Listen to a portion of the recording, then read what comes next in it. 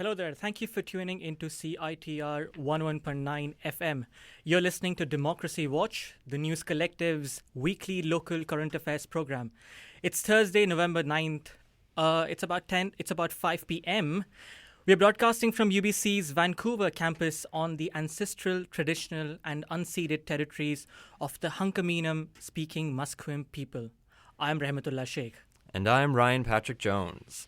Today we're going to be reading you the headlines for the week. Metro Vancouver's affordability crisis has worsened despite foreign buyers tax.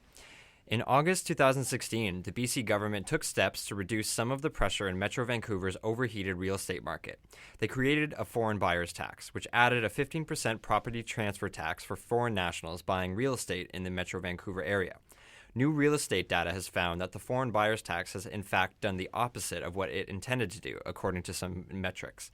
Although housing purchases by foreign buyers have increased since 2016, since the tax was implemented, the price of detached homes in the city has stabilized, and foreign buyers are purchasing more in the suburbs and selecting apartments and smaller properties. One of five Kiefer Street condo proposal was rejected by the City of Vancouver. The City of Vancouver's Development Permit Board rejected Beadle Living's building proposal with a 2-1 vote. The first time the board has outrightly rejected a building proposal since 2006. Although the proposal met structural regulations for the Chinatown area, the board ultimately decided that the design did not meet the cultural needs of the neighborhood. Anti-gentrification organizers in Chinatown are over the moon that the board is protecting low-income residents in the area. Beadle Living, however, still has options to push forward with their building plans, such as by submitting a revised proposal, negotiating with the city, or taking legal action against the decision. More on this story later in this broadcast. November 8th was National Aboriginal Veterans Day in Canada.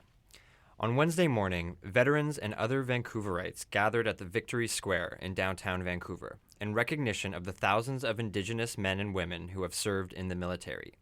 National Aboriginal Veterans Day ceremonies have been held across the country every November 8th since 1994. The day is meant to commemorate the contribution of Indigenous men and women who have often gone unmentioned at Remembrance Day ceremonies. Rising sea level raises fear for the future of communities in Metro Vancouver. The United Nations predicts the world's oceans will be at least 1 meter higher by the end of the current century, and it could be 4 times that after 100 years, reports the Canadian press. Now, global warming will have a huge effect on the Metro Vancouver area because of the sea level rises, as it is the most vulnerable urban area in Canada. There are currently 250,000 people living within a meter of sea level. Richmond currently sits at a meter above sea level. Some other areas most at risk are Falls Creek, Fairview, and Stanley Park. Plans to prevent and mitigate sea level rises are in the early stages in most communities around Metro Vancouver. Flood prevention, such as in the Fraser Delta, is projected to cost upwards of $10 billion. More than 1,100 people have died of drug overdoses in British Columbia this year. On Thursday, the BC Coroner Service released a new tally on the number of deaths caused by illicit drug overdoses in the province. According to the report, 1,103 people have died from drug overdoses. This is almost 2 times the number of overdose deaths registered around the same time last year. The month of September alone witnessed 80 cases of suspected drug overdose deaths. The report also noted that in most cases, fentanyl was mixed with other drugs like cocaine, heroin, or methamphetamines. A new study confirms that Vancouver has the most unaffordable housing in North America. Now, according to a study by Point2 Homes, Vancouver emerges as the city with the most unaffordable housing market, surpassing both Manhattan and San Francisco. The study surveyed the 50 most populous cities in North America. The results show that a home in Vancouver costs about 17 times the average annual household income of the residents. This is more than triple that the report considers to be severely unaffordable. The City of Vancouver picks 2 additional locations for modular housing units. The City of Vancouver proposed 2 new locations for temporary modular housing sites meant to house homeless residents. a tent camp on the 1100 block of Franklin Street, and a property at 501 Powell Street that is home to a weekly market and a community farm are the proposed locations. The city anticipates the structures in both locations will be 3 stories high and will provide 50 self-contained units. The proposal is part of the city's plan to install 600 temporary modular housing units by the end of this year. The council will have to make some policy changes and complete a public feedback process before construction can begin. A new tent city in East Vancouver loses its heating and cooking sources. Nicknamed Sugar Mountain because of its proximity to the BC Sugar Refinery, a new tent city was erected in a city-owned lot in Strathcona on Tuesday evening. Firefighters and police officers have confiscated propane heaters, stoves, and other heating and cooking sources from Sugar Mountain. Those living in the tent city were told by police that the propane heaters are a fire hazard. Now, earlier this year, the Vancouver Fire and Rescue Service issued an order that banned propane devices, open flames, and barbecues used less than 3 meters from any tent or building. The confiscated heating sources are in violation of this order. So those were this week's headlines from Vancouver and the Lower Mainland. You're listening to Democracy Watch on CITR 101.9 FM. We're going to take a short break and then hear some original reporting on last week's Me Too rally in downtown Vancouver. And disc order card for $20 for discounts in Kitsilano and around UBC at On the Fringe Hair Design, Rufus Guitar Shop, Stormcrow Ale House, The Bike Kitchen, UBC Bookstore, Australia Boot Company, and so many more.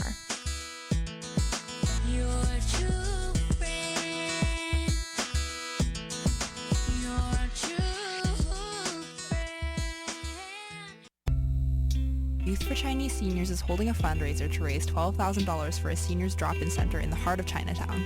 This organization connects youth and low-income seniors to combat issues of gentrification, racism, and other barriers. Find out more about Youth for Chinese Seniors and donate at youcaring.com/seeds for longevity between now and November 10th.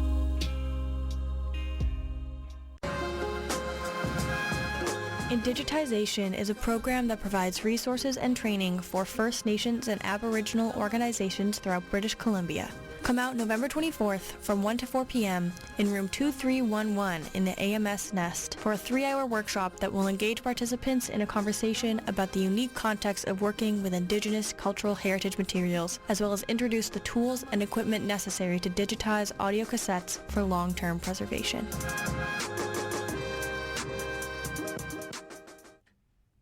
And we're back. You're listening to Democracy Watch on CITR 101.9 FM.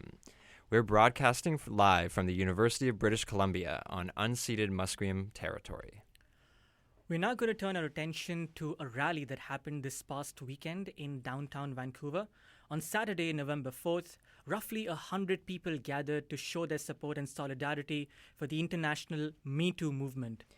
The piece we're about to hear was originally reported for the UBC by News Collective members Aidan Tong and myself, Ryan Patrick Jones. The audio version was edited and produced by Olamide Olemanyan.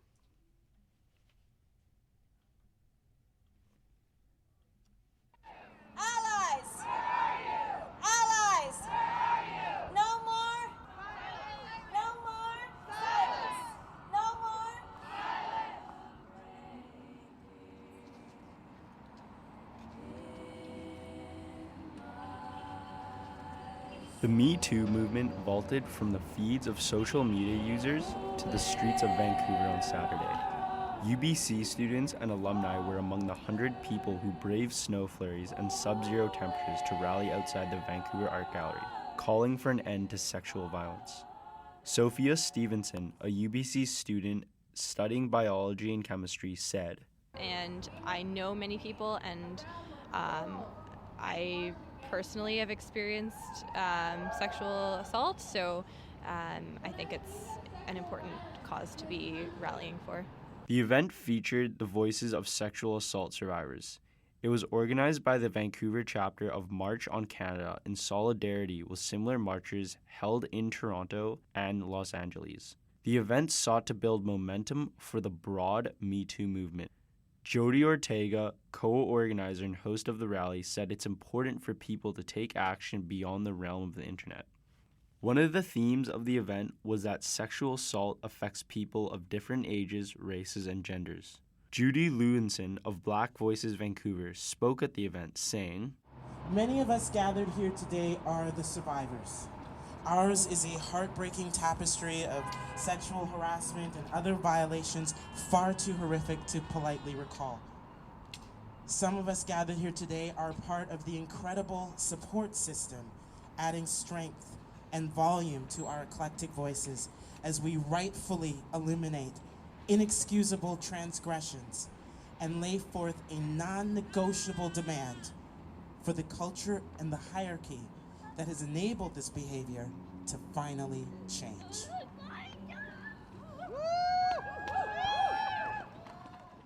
Despite the power of the Me Too movement, organizers, participants, and attendees agree that the responsibility should not be solely placed on survivors. Indigenous writer Crystal Smith addressed men in the crowd, telling them that showing up to the rally is the first step. However, she went on to say that men need to bring this solidarity beyond the event. The original idea for Me Too came from Tarana Burke, an activist from Philadelphia. In 2006, Burke founded Just Be Inc., a non-profit that helps women who have experienced sexual abuse, assault, and exploitation. The phrase began garnering global attention last month in the wake of allegations against Hollywood producer Harvey Weinstein. Some at the Vancouver rally criticized the disparity in response to the voices of women of color and those of white women. They pointed out that the efforts of women of color, like Burke, have been largely ignored. The issue entered the mainstream only after a flurry of accusations from white women. Commenting on the racial disparity of responses, Smith said, "We have over 1,200 Indigenous women that have been murdered or missing. And it's only now, for the past 2 years, that we're seeing this, and it's been happening for decades. Decades it's been happening. And now people are finally seeing this. People of color have been saying these things for decades. And only now are we taking action. It's important to acknowledge the history. It's important to acknowledge that this is not new news. That this isn't a new hashtag. That this has been happening for decades." Jada Lamb, a UBC student in sociology, agreed. It's not a coincidence that 10 years ago a woman of color started this movement and no one paid attention to it. So I do think it has a big part of it is the fact that it's a white actress that's popular that kind of started it. And once people start speaking out, it's a lot easier to, but I do think that a big part of it is who started it and the people that responded to it and the sort of media attention that was brought. In a phone interview, UBC professor Jennifer Berdahl identifies this issue as one of systemic and structural racism. Berdahl has been studying sexual harassment for over 20 years. White power and privilege is always going to give white voices and experiences more weight in our culture than those of racialized people. I think it's a good thing that powerful women are coming forward now and using, their platforms to bring awareness to this cause. Before, they used to sort of remain silent about it and in some ways remain complicit in it by doing so. But, sexual harassment, Anita Hill pointed this out really well in a New Yorker article last week. Sexual harassment isn't about sex, it's about power, and it requires power to combat it. And so until the accusers are extremely powerful and can't be ignored, people aren't going to take them seriously. And so, a sad fact in our culture is that white women have a lot more power and are considered a lot more believable than women of color. UBC has a checkered history when it comes to dealing with sexual assault. Until this year, sexual misconduct complaints were dealt with under a generic policy for quote-unquote non-academic discrimination, the same one used for vandalism and theft.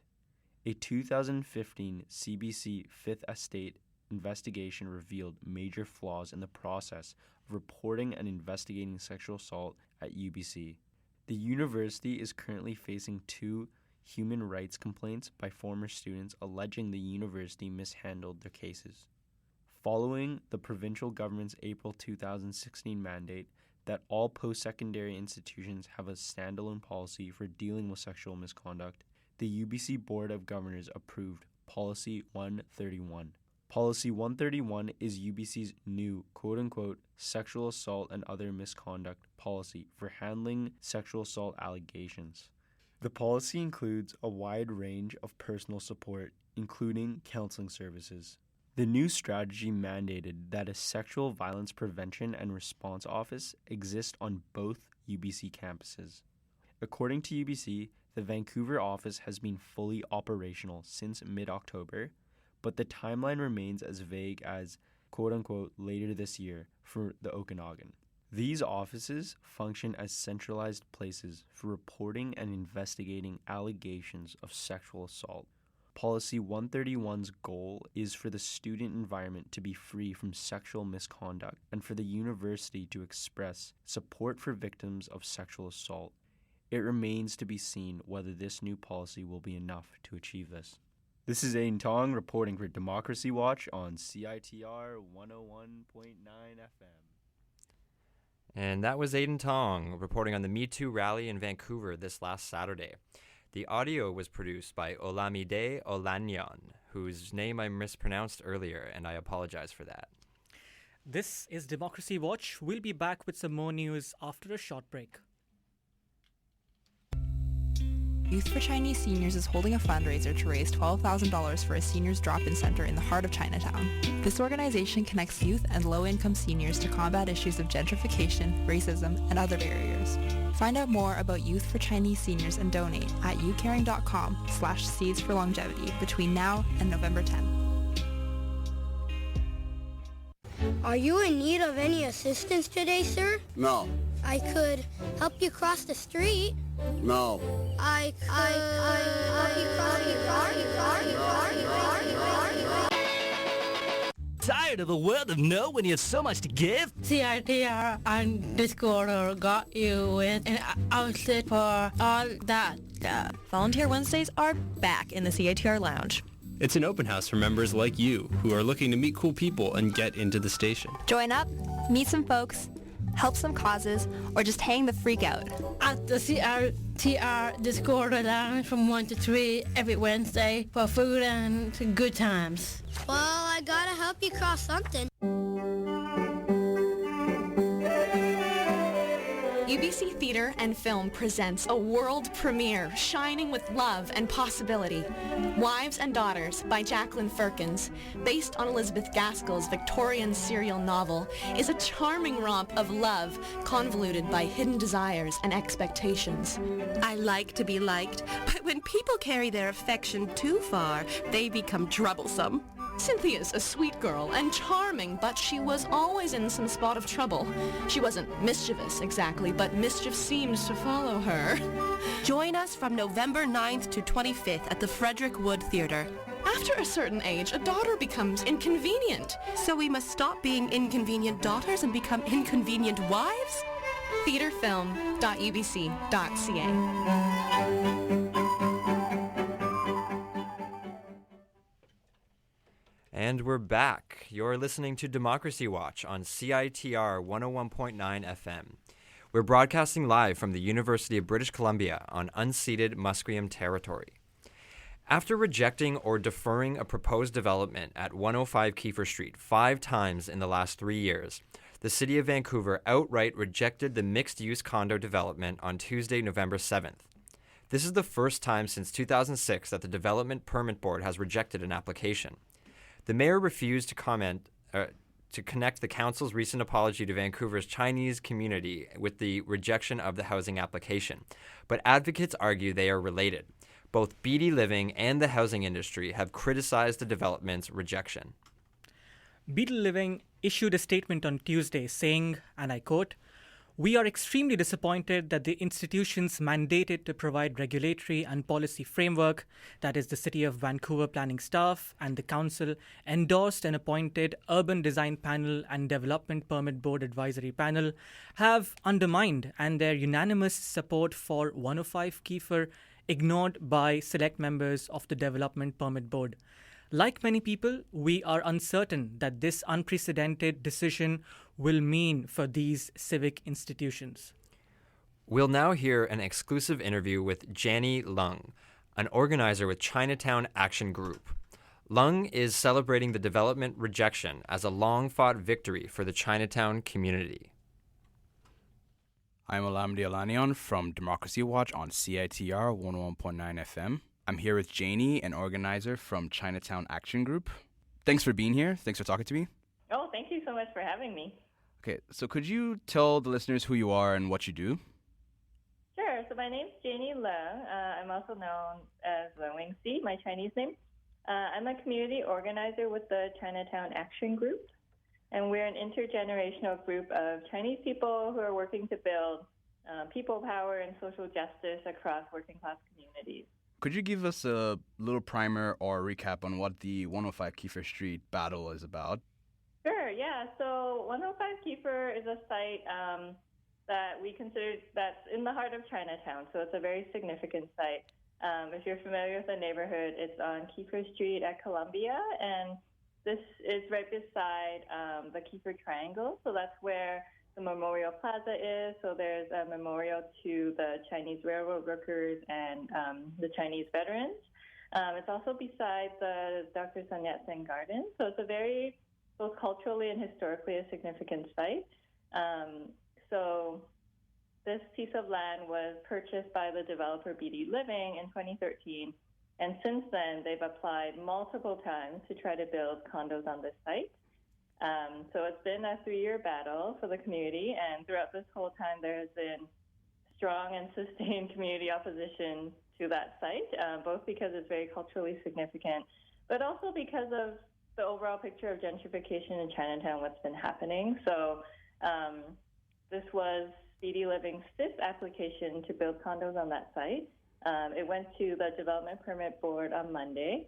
And surprisingly, to everyone's surprise, it was rejected by the Development Permit Board, and that's a huge win for the community. This is pretty rare that things get rejected, and I think it says a lot about the powerful community organizing that we did, and also just the strength of our ability to make ourselves heard, and it was great that the city respected that and honored that and made the right choice.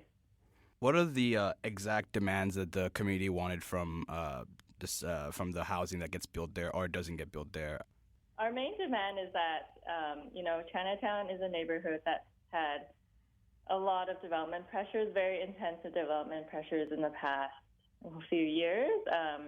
And so we've seen rents increasing in the neighborhood. We've seen a lot of the businesses that serve the Chinese community and the low-income community either closing down because of the high taxes that have been increasing, or moving away. And we're seeing more and more that low-income people, both Chinese and a lot of, there's a lot of non-Chinese people who live in the neighborhood, they're getting pushed out of the neighborhood. And so we think it's completely inappropriate to build more market housing in this neighborhood where there's a housing crisis. So we've been calling for the whole time that this site needs to be dedicated to 100% affordable social housing. And when we say that, we mean the $375 a month that's allocated to people on income assistance. And we're also calling for the building to have a truly public, accessible community space where community members can gather and a place for people to go. Those were our main demands. And so with the decision on Monday that rejected the building of these condos, for us, we recognize that it's a win, but it's a small win within a bigger battle of continuing to push all 3 levels of government to build affordable social housing for the community.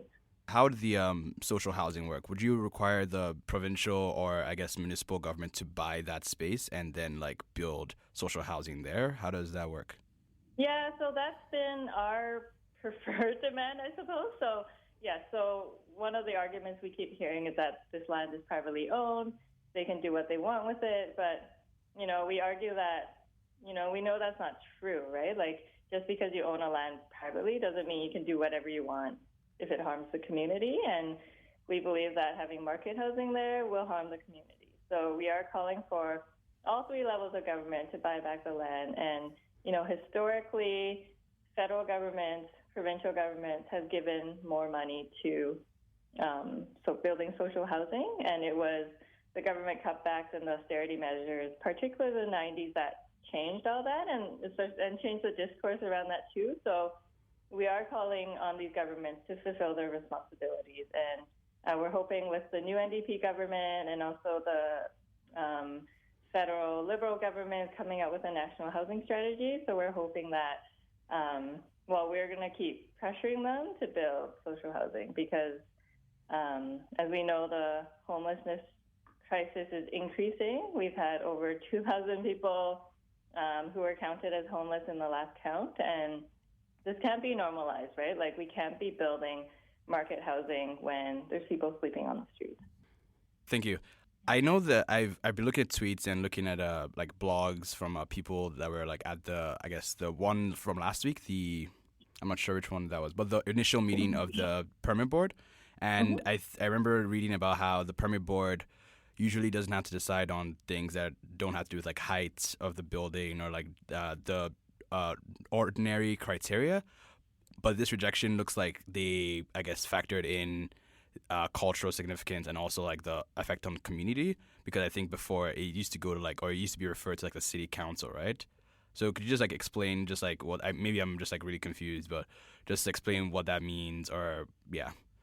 Yeah, it's such a confusing process, and we've had to learn too throughout this campaign. So I'll try to explain it in a nutshell. But so what happened last May was this proposal went to council, and that's because BD Living had been asking for a rezoning. So they bought this land expecting to be able to build higher than what is allowed in that area. So right now in that area, the maximum you're allowed to build is 9 stories.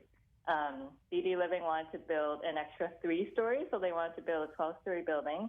And to do that, you have to apply for a rezoning, and rezoning applications go to City Council. So just a few months ago, we also went to City Hall in droves, hundreds of us opposing this rezoning application. So when City Council rejected that in June, BD right away came back with, the maximum they could build. That's a 9-story building. And because that's at the existing zoning height that's allowed, it no longer needs to go to City Council, and it goes to the Development Permit Board. And my understanding of how the Development Permit Board assesses these is it's not so much, generally, it's not so much about social impacts, but more about the design of the building. Does the exterior fit within the existing zoning guidelines and the neighborhood? And so part of the decision was that this building, I don't know if you've seen kind of the sketches of these buildings, but is not appropriate for such an important cultural site, right?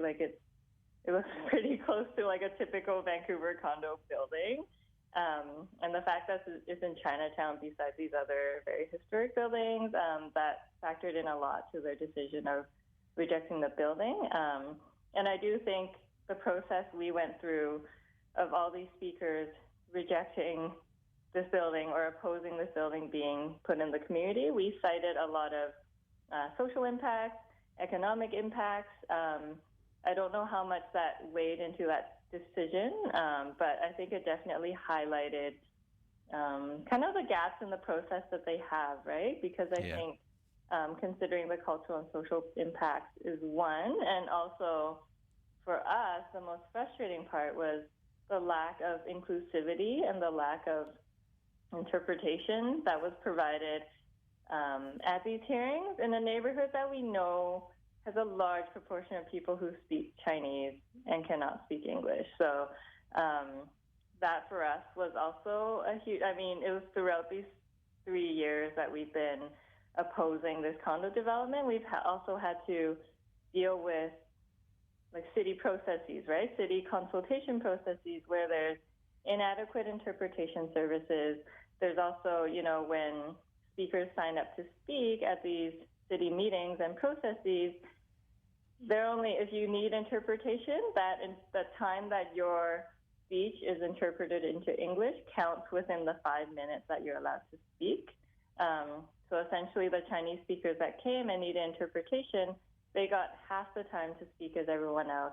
And the proceedings, like all these discussions that the board made, were not interpreted back into Chinese to them. So they didn't really understand what was going on, right? And they got to watch people make decisions about their neighborhood and not be able to be part of that or understand what's going on. And for us, I think we have been trying to push for it for a long time, and we haven't really gotten any movement from the city. And that for us is appalling, right? Like in this day and age, that something as easy as interpretation is not provided by the city. And it was up to our amazing volunteers in the community that did whisper interpretation for a lot of the Chinese people that came and wanted to be part of the process. And also as a side note, when we were doing whisper translation, the board said we were being very disruptive. So I think there's just this culture that's still lacking in terms of inclusivity. And we would say, that's systemic discrimination and that needs to change, right? And that was one of the calls we made to the board, and they said they would be reviewing their processes, so we'll be watching them very closely for that. Cool, thank you. So what's what do you think the major reason why, I don't know if like the other, the economic and community effect of BD would have affected the board's decision, but what do you think is like the major reason why they rejected the proposal? Yeah, I think they will say, because they're following their guidelines, they will say it's not an appropriate fit for the neighborhood. But I also think, this whole process, not just what happened at the Development Permit Board, but our whole, 3-year battle where this is BD's 5th attempt to build on this site, I think our community has been so successful in opposing it because there has been a lot of unity in the community, and not just unity among, people that live in Chinatown, but it was truly an intergenerational effort. Like I like to tell people that, we have high school students involved. We've had children come attend our rallies, and our oldest member is 100 years old, or 101 years old actually, and she's the daughter of a head tax survivor. So I think it's, wow. It's amazing intergenerational effort, and brought a lot of people who, care very deeply about Chinatown, and we showed up. Like every meeting that they had, we showed up, and I have so much respect for those Chinese-speaking seniors who, even though they didn't know what was happening, right? They don't understand English, and they didn't understand the processes. They still continued to show up because they cared so deeply about this. And yeah, I think that's really the power of community, and the fact that we're able to turn out over 100 and 200 speakers to these city meetings is amazing. This is kind of unprecedented, and I think it really speaks to the fact that there's power in the community. And I think I see what's happening in Chinatown as it's the same thing that's happening across Vancouver, right? There's a housing crisis. In Chinatown, it's kind of the epicenter where it's very intense, but I think the issues around housing and precarity, and also the need for low-income people to have their voices heard, I think that's something that resonates with many people in Vancouver. And I think just the fact that these low-income people were able to show up at every meeting and still speak despite the racism and the discrimination of the processes and have their voices heard, I think that's really powerful, and something that has taught us a lot about what it means to organize and fight for something you believe in. Thank you.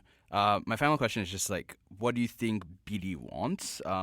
They've been faced so much opposition over the past few years. They've been rejected several times. How do you think, what do they want, and do you see what they want changing in the near future? Yeah, that's a good question, and I think we ask ourselves that too. But I think with this latest proposal that they've put forward and tried to pass, it made it really clear what BD's true objectives are, and that was to make as much profit as possible, right? in a previous version of their application, they had offered some units of social housing that had to be purchased by BC Housing, but in this latest iteration, there was 111 units of market housing and 0 units of social housing. And BD said they had consulted extensively with community to come to this proposal, and so we know that's not true, right? Because we've been saying the whole time that what we need is affordable social housing, not market housing. So if they had truly listened to the community and consulted, they would try to, they would try to work with the community, but they clearly haven't. So our take is that they just want to make as much profit as possible. So we'll see going forward what their next step is. They do have the option to appeal, but, we've fought them this far. We will meet them there when they appeal, and we will be continuing our work with the 3 levels of government to try to get them to buy the site and build social housing. Thanks so much, Janie. Yeah, thank you so much. This is Democracy Watch on CITR 101.9 FM. You just heard an exclusive interview with Chinatown Action Group organizer Janie Leung, conducted by Olamide Olaniyan. We'll be back with some more news after this break. Stay tuned. Discorder, that free magazine from CITR, has been documenting the best in music, arts, and culture since 1983.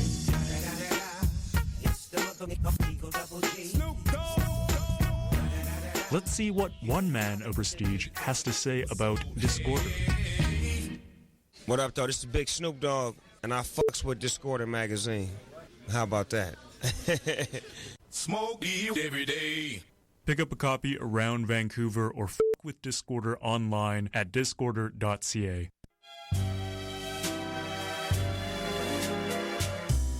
Sometimes it feels like the only thing you can count on in life is the fact that Mint Records will always have a Christmas party and always have it ridiculously early. This year, join Woolworm, Needles and Pins, Jay Arner, Supermoon, Kellarisa, and Dumb at the Astoria on December 2nd for music, presents, and Christmas fun.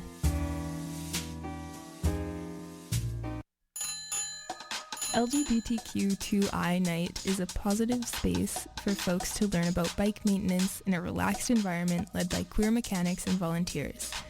It takes place on the 4th Wednesday of every month at the Bike Kitchen on UBC's campus. Bring your own bike and fix them with our tools, come with questions and ask away, or learn by watching other folks work on their bikes. Beginners are always welcome. This event is entirely free to attend, and there will be free pizza. For more information, visit bikecoop.ca.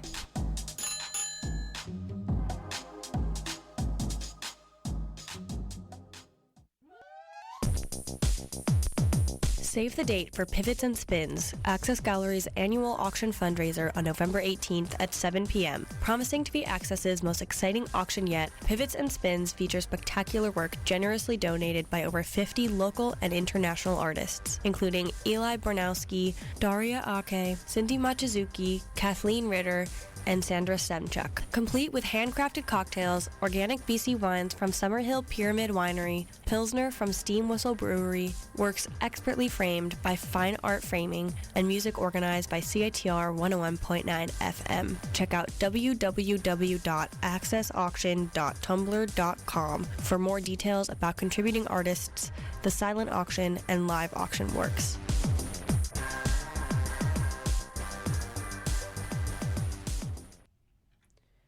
And we're back with Democracy Watch on CITR 101.9 FM. I'm Ryan Jones. And I'm Madeline Zeef. This week on Democracy Watch, we covered last weekend's Me Too rally in Vancouver and the rejection of the proposed housing development at 105 Kiefer Street. You just heard an exclusive interview with Chinatown Action Group organizer Janie Leung, conducted by Olamide Olaniyan. We're going to continue on this topic. We have in the studio a member of CITR's student executive, Rachel Lau. Rachel has written an article in November's edition of Discorder magazine. Their piece is titled Youth for Chinese Seniors and Intergenerational Collaboration in Chinatown. Welcome to Democracy Watch, Rachel. Hey, thanks for having me. So can you just start off by describing your article to our listeners? Yeah, for sure. So in the article, I talked about one particular Chinatown organization, and that's called Youth for Chinese Seniors. What I did was outline a little bit of the history of Youth for Chinese Seniors, but what I really wanted to touch on was this idea and also the focus of intergenerational connection in Chinatown. So I think Janie mentioned earlier in the interview that Olamide did, where we're seeing a lot of the community come together, especially the youth and seniors. And Youth for Chinese Seniors is a really shining example of what's happening in the neighborhood. And the main reason for that is because often the youth have language skills, like being able to speak English and read English fluently.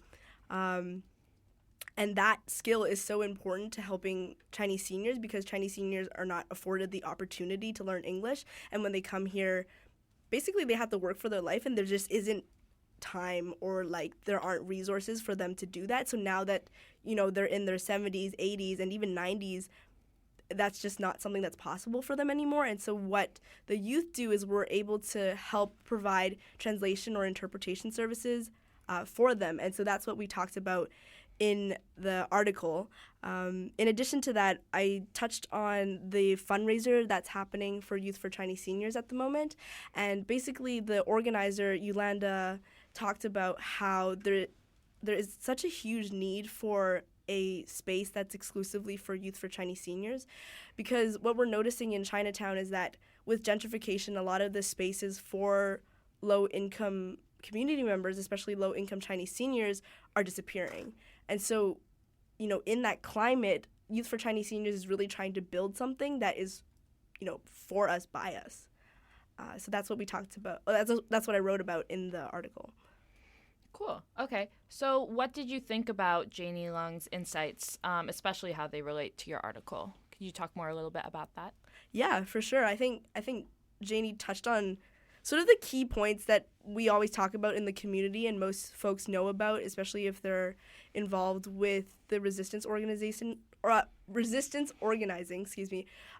in Chinatown, especially against gentrification, is this idea that inclusivity and access is really not there at the moment, especially between the city and low-income Chinese seniors. And a big part of that is the language. So Janie mentioned how during the public hearings in the city, interpretation services were not provided. So the Chinese seniors who were there, who wanted to know what was happening and what other people were saying, could only understand with the help of volunteers who donate their time. But the city did not provide that. And also the Chinese seniors who chose to speak, their time to speak was effectively cut in half because they were given the same amount of time as everyone else. So it's like half interpretation, half the actual speaking part.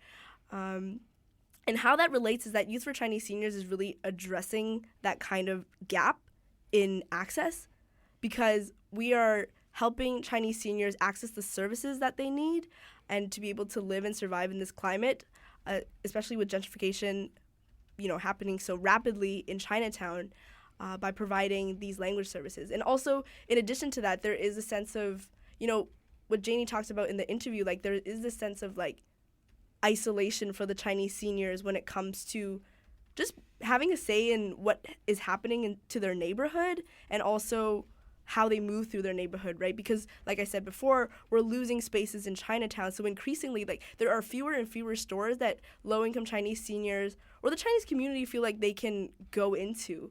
Like, for example, there are like fancy coffee shops and like these ice cream places that are popping up in Chinatown. Like those, like, elders in Chinatown, they don't see that store and they don't say like, oh yeah, I totally want to walk in there because I can totally afford this, or like I see people like me in there. No, like it's just completely foreign to them. And for them to have lived so long in this neighborhood and have grown to know it, it's really jarring to have these sudden businesses and retailers pop up and all their long-term businesses moving away. So Youth for Chinese Seniors is really trying to build that social aspect as well, with just creating events for Chinese seniors to gather and to be able to express their concerns and to really feel like they're heard. But I think the most beautiful part about that work, and Janie touched on this already, like I love that she said unity in the community, because it's true, but also because it rhymes, is that youth and Chinese seniors are really coming together to better our neighborhood. And it's not like, oh, youth are saviors or whatever because, oh, young people are all that. It's not. We're learning so much from the Chinese elders as well because their voice is so important. And Chinese seniors want to hear from youth as well. And so there is that sort of reciprocal relationship happening. And I think that's how Youth for Chinese Seniors work. And also what I've said in my article relates to what Janie said in her interview. Yeah. Mm-hmm. So you talk a lot about gentrification, and I think it's difficult for us to walk that line between like revitalizing the community and gentrifying it. As an organizer, could you just like talk about that and how we can walk that line better? Yeah, totally. I think the first step is definitely to educate yourself, because I have faith in people, so I'm gonna say this, but I think a lot of people actually don't know that the businesses that they're supporting and the venues that they're going to is contributing to gentrification in the neighborhood. I think that revitalization is often used as like this nice shiny word to replace. It's like a euphemism for gentrification, but it doesn't have to be. But often that is the case. For example, this is more of a tangent, but there is the Chinatown Revitalization Action Plan that's being proposed by the city, and that's another project that our community will be working on. But that changes the zoning policies in Chinatown in order for like higher density and higher height buildings to be built more easily.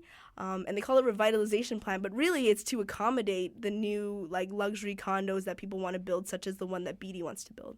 And I say that because people see the neighborhood changing, and for some folks who are unaware and are not informed, for them it seems like a good thing, right? Because like, oh, Chinatown, it's like so dingy and dirty, and now it's all glamorous, and we got coffee, we got record stores, like we got this barbershop that has like $35 cuts, right? And some people see that as a good thing, and I can understand that, but it really comes down to being informed. It's like, at what cost are these businesses popping up? At what cost? Who's being affected? And who is being left out when these things come into the neighborhood? And so when we're thinking about Youth for Chinese Seniors, I think that it is a shining example of how to revitalize the neighborhood and how to bring in, a different population of people to the neighborhood without gentrifying it. So what that looks like is that youth are coming in and spending time there and spending energy in the neighborhood and connecting with seniors without supporting gentrifying retail, without contributing to gentrification in the neighborhood. And I think that there is a common misconception that Chinatown is some sort of like dying neighborhood, and I think that's just ridiculous when people say that, because like, no, we're living and thriving there, and the Chinese seniors are still going about their daily activities, families go there, there are kids who go there, like that, there's still that happening. It's just that people don't see that necessarily as activity. They see like, oh, well, it's just dirty, like you have these old businesses here and like everything's falling apart, and they see this new wave of activity from gentrifiers, unfortunately, as revitalization or like bringing good into the neighborhood. But it doesn't need to look like that. And I think that one big thing that we need to start thinking about as a community is creating more opportunities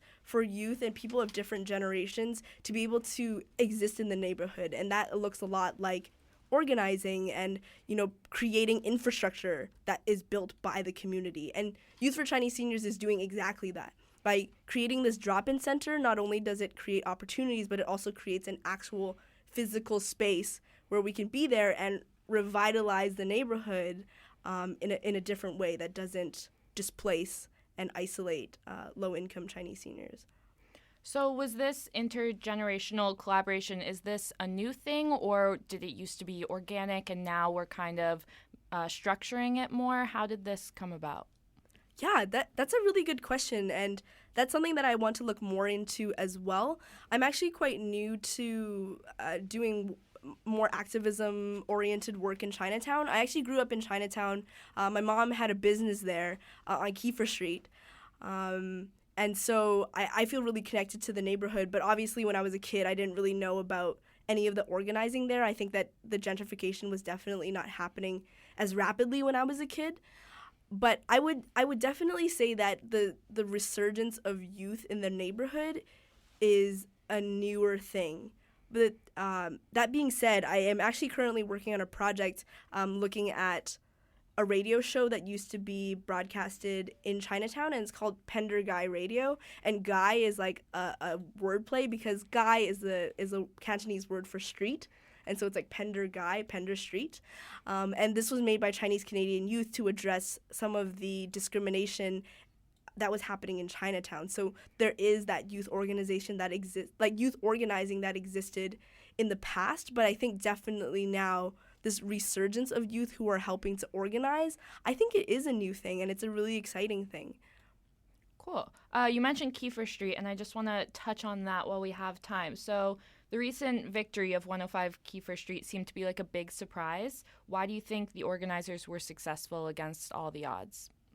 Yeah, honestly, it's their resilience, it's their perseverance, and just like sheer passion, because these people are literally showing up for, more than 3 hours at these public hearings, and they're organizing. These are like people who are doing day jobs, like they're organizing it on the side. And to think about how, for example, the developer, like this is their job, like this is their full-time job to develop things, and it's just amazing to see the amount of resilience that our community has and how much we've come together to fight against gentrification in the neighborhood. And we've seen a similar kind of unity when people were fighting against the railroads trying to be, the railways that were trying to be built through Chinatown.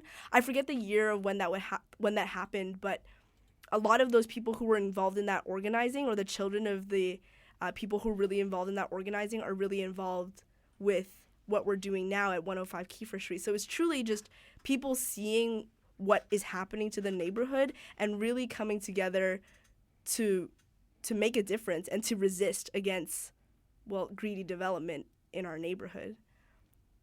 Yeah.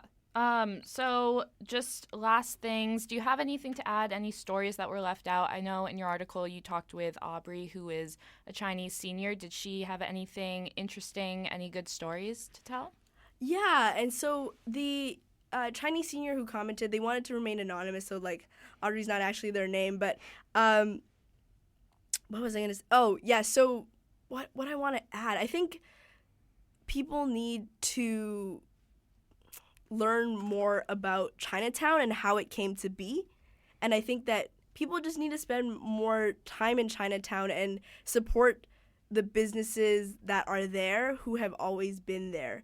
And I think something that I want to touch on that a lot of people talk about is doesn't the Chinese community have Richmond? Like, why do we still need Chinatown? But those are two very different places filled with two very different kinds of communities that have come to Vancouver and built something of their own. And Chinatown is something of their own. I think people need to learn the history of Chinatown, which is that basically the city of Vancouver and the government didn't want Chinese people to go anywhere else, and we weren't allowed to buy land anywhere else. We weren't allowed to work anywhere else. And the piece of land that Chinatown is on now was considered undesirable at the time, and we were all kind of pushed there. And it was because of our resilience and our will to survive that we built what we have here now that we call Chinatown. And I think once people understand what that means and the significance of that history, there is a reconsideration of what's happening in the neighborhood. Cool. Yeah. Thank you so much for joining us, Rachel. That was really, really informational. Thanks. Yes, thank you so much. So you've been listening to Democracy Watch, and that's a wrap for today. It's 5:55 on Thursday, November 9th, and we hope you enjoyed our show. Please tune in again next Thursday from 5 to 6 p.m. on CITR 101.9 FM. Next week's show will be a special broadcast focused on the CBC's digital media strategy. The internet has disrupted and altered our lives in so many ways, and the same is true for the practice of journalism. Our special segment will examine how our public broadcaster is adjusting to these disruptions caused by digital technologies and the internet. It features an exclusive interview with CBC's outgoing president and CEO, Hubert Lacroix, and Taylor Owen, who is the assistant professor at the Liu Institute for Global Issues and the Graduate School of Journalism. You are listening to Democracy Watch. The next show up on CITR is Dead Air. Stay tuned.